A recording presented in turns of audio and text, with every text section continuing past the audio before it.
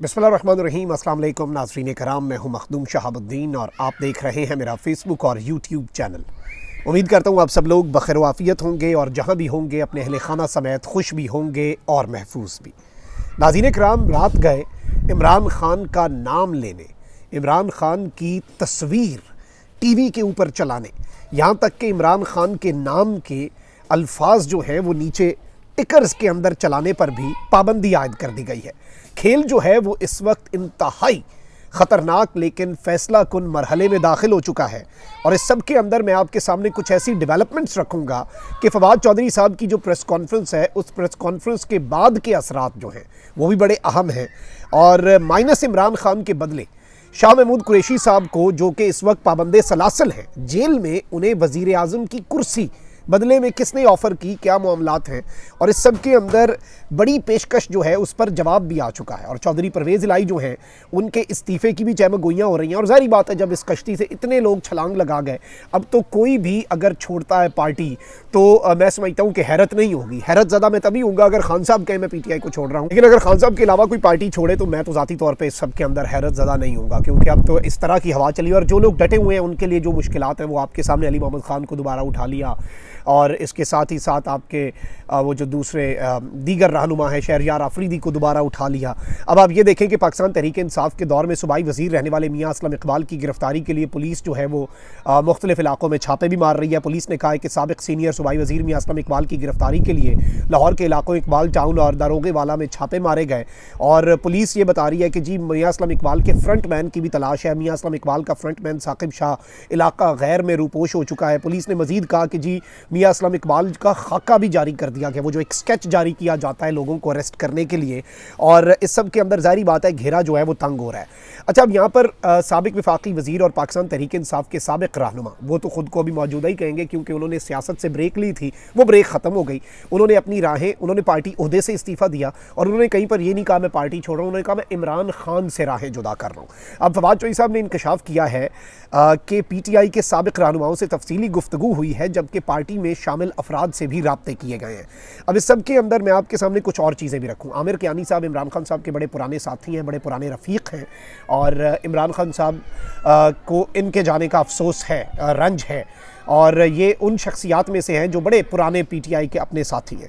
तो पाकिस्तान तहरीक इंसाफ के साबिक़ रहनुमाओं की शाह महमूद कुरैशी से मुलाकात के बाद जो प्रेस कॉन्फ्रेंस हुई, आमिर कियानी ने फवाद चौधरी के साथ प्रेस कॉन्फ्रेंस से इनकार किया। ज़राए के मुताबिक फवाद चौधरी चाहते थे कि आमिर कियानी भी उनके हमरा मीडिया से गुफ्तगू में शरीक हों और फवाद चौधरी की बात में मज़ीद वज़न हो। वो पलड़ा चौधरी साहब अपने उसमें डालना चाहते थे, वज़न अपने पलड़े में डालना चाहते थे। आमिर कियानी को बुलाया गया, वो फवाद चौधरी के हमरा गुफ्तगू के लिए ना आए, और आमिर कियानी जो है वो फवाद चौधरी की प्रेस कॉन्फ्रेंस के दौरान गाड़ी में बैठे रहे। फवाद चौधरी ने आमिर कियानी को बुलवाने के लिए 3 बार इमरान इस्माइल और महमूद मौलवी जो हैं इन्हें भी भेजा, और फवाद चौधरी ने मीडिया से गुफ्तगू में जो दावे किए थे उस सब के ऊपर भी अब जो रिस्पॉन्स है वो भी सामने आ रहा है। और रावलपिंडी के अडियाला जेल में PTI के साबिक़ रहनुमाओं ने PTI के वाइस चेयरमैन शाह महमूद कुरैशी साहब से मुलाकात भी की। मुलाकात के बाद फवाद चौधरी साहब ने जो राब्ता किया कि हमसे तफसीली गुफ्तगू हो रही है, ताहम PTI के मुतअद्दिद रहनुमाओं ने इन राब्तों की तरदीद कर दी है। इस हवाले से साबिक़ स्पीकर कौमी असम्बली असद कैसर ने कहा है कि मेरा फवाद चौधरी से कोई राब्ता नहीं है। इसके अलावा शाह महमूद कुरैशी के जो बेटे हैं ज़ैन कुरैशी, उन्होंने कहा कि PTI के साबिक़ रहनुमाओं के शाह महमूद कुरैशी से मुलाकात पर तासुर जो है उसकी तरदीद करता हूँ। वो जो एक तासुर और एक परसेप्शन जो है वो बिल्डअप हो रहा है इस मुलाकात की वजह से कुरैशी साहब के साथ, ऑल्दो कुरैशी साहब को कन्विंस किया जा रहा है, लेकिन इसका ये मतलब तो नहीं कि कुरैशी साहब साथ छोड़ गए। अच्छा, उनका कहना था कि शाह महमूद कुरैशी पार्टी के वाइस चेयरमैन हैं और वो इस वक्त नायब कप्तान हैं, इमरान खान के साथ खड़े हैं। हमाद अज़हर ने कहा कि मैं चेयरमैन इमरान खान का कारकुन हूँ और तहरीक इंसाफ का अहदेदार हूँ। अगर कोई दोस्त मशवरा या हल तजवीज़ करना चाहें तो उसका हतमी फ़ैसला इमरान खान ही करेंगे, और इमरान खान जो है उनके साथ हम मौजूद हैं, इमरान खान के साथ हम डटे हुए हैं। तो ये एक चीज़ आप लोग ज़हन नशीन कर लें कि बहुत से लोग देखें जो जा रहे हैं वो तो जा रहे हैं, लेकिन जो डटे हुए हैं वो बड़े टिका के डटे हुए हैं और वो बड़े तरीके से डटे हुए हैं, और वो किसी भी सूरत ये बात नहीं हो रही कि जी वो ये कहें कि मामलात इस तरह के हैं और सूरत हाल जो है उसके अंदर ये हो गया वो हो गया। जो इस आग के अंदर जल गए, वो इस भट्टी के अंदर जल रहे हैं, वो फिर कुंदन बन के इमरान खान की ज़ात के लिए वो कम अज़ कम अपने आप को प्रूव कर रहे हैं इमरान खान साहब की नज़र के अंदर। अब यहाँ पर मैं आपको ये बता दूँ कि शहबाज़ गिल साहब, क्योंकि ये उन रहनुमाओं में से हैं जो मुल्क से बाहर थे जब ये सारे वाक़यात हुए, जैसे जुल्फ़ी बुखारी साहब हैं, शहबाज़ गिल साहब हैं, शहबाज़ गिल साहब अमरीका, जुल्फ़ी बुखारी साहब बरतानिया। तो इन साहिबान ने वापस आना था, लेकिन इमरान खान साहब ने इन्हें मना किया और इमरान खान साहब ने कहा कि जी ये जो लोग हैं ये वापस जो है ना आएँ और ये वहाँ पर रह के जो आलमी मीडिया है, आलमी मीडिया को ही ये लोग जो हैं जाके आगाह करें। ज़ाहिर बात है वापस आएंगे तो पकड़े जाएंगे। खान साहब ने अपने बाकी रहनुमाओं को भी कहा कि भागें, अपना नफ्सा नफसी का आलम है, आपसे पार्टी छुड़वा देंगे, तो फ़ायदा इसका कोई नहीं है और इस प्रोसेस के अंदर जो चीज़ें हैं वो आपके सामने हैं। शहबाज़ गिल साहब अमेरिका में मौजूद हैं और काफ़ी ज़्यादा बोल भी रहे हैं, खुल के भी बोल रहे हैं। शहबाज़ गिल साहब ने कहा कि हम सियासत में खान के साथ आए थे, खान माइनस होगा तो हम शौक से माइनस हो जाएंगे। यानी अगर खान को माइनस करने का किसी का मंसूबा है, अगर कोई खान को माइनस करना चाहता है तो हम भी फिर साथ ही माइनस होंगे। और इन्होंने एक बहुत बड़ा दावा किया है शहबाज़ गिल साहब ने कि शाह महमूद कुरैशी साहब जो हैं उन्हें वज़ीर आज़म बनाने की पेशकश की गई है और शाह महमूद कुरैशी साहब जो हैं उन्हें कहा गया है कि माइनस इमरान जो है उस पर काम शुरू हो चुका है। माइनस इमरान इनवेटेबल है, माइनस इमरान होना ही होना है, माइनस इमरान को अवॉइड नहीं किया जा सकता। इमरान खान की कश्ती डूबनी है, आपने अब उस कश्ती में रहकर इमरान खान के साथ डूबना है तो ये आपकी मर्ज़ी है, लेकिन आपके लिए बेहतर आप देखें ना कि जेल के अंदर ना वकीलों से मिल सकते हैं वो, ना शाह महमूद कुरैशी साहब अपनी फैमिली से मिल पा रहे हैं, पाबंदियां हैं, हज़ारों बीच में बंदिशें हैं, कानून के बहुत सी पेचीदगियां आ जाती हैं। लेकिन जब फवाद चौधरी साहब ने जाके वफ़द में मिल रहे हैं, राब्ते के दावे हो रहे हैं, महमूद मौलवी साहब दावे कर रहे हैं कि जी मेरा राब्ता हो रहा है सबसे, असद उमर से भी मेरा राब्ता हुआ, उसके अलावा कुरैशी साहब से भी राब्ता हुआ, कुरैशी साहब ने वक्त मांगा, वो सोचना चाहते हैं। अब इस सब के अंदर क्योंकि ये एक पॉलिटिकली ना देखा जाए तो ये एक बहुत बड़ा जुआ एक तरह का, ज़ाहिर बात है ये एहसास दिलाया जा रहा है कि आप बहुत बड़ा जुआ खेल रहे हैं, आपको नुकसान होगा इसमें, आपको फ़ायदा तो इसी सूरत में है कि आप जो एक चीज़ डिसाइड हो चुकी है, जो एक नैरेटिव जो ज़ाहिर बात है बनाया जा रहा है। और इस सब के अंदर शाह महमूद कुरैशी साहब के जो साहबजादे हैं उन्होंने तो ये बात बड़ी वाज़ेह कर दी, बड़ी क्लियर तरीके से। शाह महमूद कुरैशी साहब के साहबजादे ने कहा कि जो तासुर है मुलाकात का, कोई आएगा मुलाकात तो करनी है, मुलाकात एक बंदा जेल में उसके पास जो भी जाएगा उसकी मुलाकात जिससे करवाई जाएगी वो तो होगी। और शाह महमूद कुरैशी साहब ज़ाहिर बात है सियासी शख्सियत है, उन्हें अगर कोई कन्विंस करने की भी कोशिश करता है तो वो ज़ाहिर बात है सबकी बात सुनेंगे जहाँ तक उनका पता है। लेकिन अभी तक जो है as of we speak now Qureshi साहब जो है वो फ़िलहाल डटे हुए हैं। अब यहाँ पर एजाज़ सैयद साहब हैं, उन्होंने साफ़ी हैं, इन्होंने दावा किया और इन्होंने एक ट्वीट किया कि सुना है कि परवेज़ इलाही भी प्रेस कॉन्फ्रेंस की तैयारी कर रहे हैं इस वक्त। इसके ऊपर मुनस इलाही जो है, वैसे मुनस इलाही को बड़ी हैरत है हमें कि मुनस इलाही ने परवेज़ इलाही साहब को, इमरान खान साहब के साथ वफ़ा जो है मुनस इलाही ने भी की, परवेज़ इलाही ने भी की, और ये जो है ये प्रॉपर डट गए हुए हैं और बड़े तरीके से ये लोग डटे हुए हैं। अब इस सब के अंदर मैं आपको ये बता दूँ कि मुनस इलाही साहब जो हैं उन्होंने एजाज़ सैयद साहब की स्टोरी का एक जवाब दिया है और उन्होंने कहा है कि जीत होगी हार होगी वो बात बाद में होगी, फ़िलहाल वफ़ा होगी, वफ़ादारी होगी और सरेआम होगी। यानी हमने जीतना है, हारना है, हमारे साथ क्या होना है, हमारी सियासत बचनी है नहीं बचनी।